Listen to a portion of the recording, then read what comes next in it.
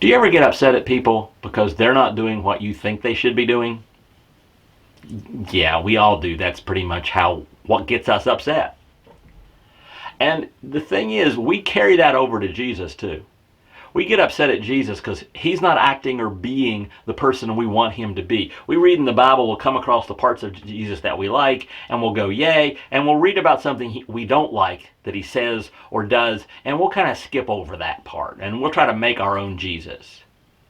And Jesus ran into that early on with a lot of the religious leaders. There was a way they wanted Jesus to act, the way they thought a Messiah should act, the way they thought any human should talk, the way they didn't think anybody should ever talk.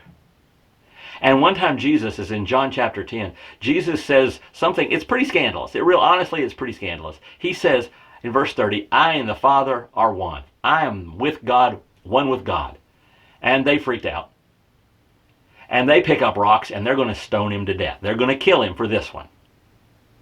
And Jesus says to them, what of all the miracles I've performed, all the things I've taught, which one are you stoning me for? What good thing that I've done are you stoning me for? And they replied in verse 33, we're not stoning you for any good work, they replied, but for blasphemy, because you, a mere man, claim to be God.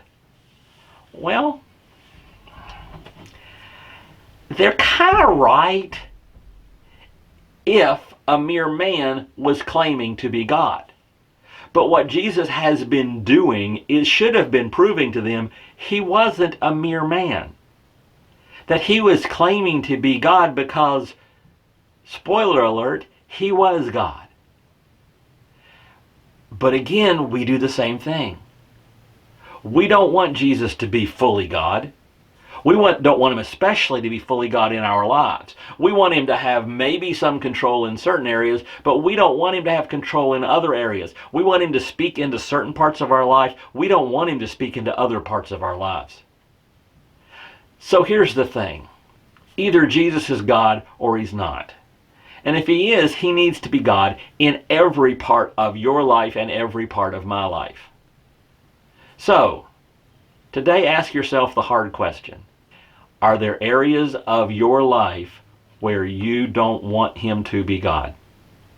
Are there areas of your life where his word doesn't match up with your actions or your attitudes?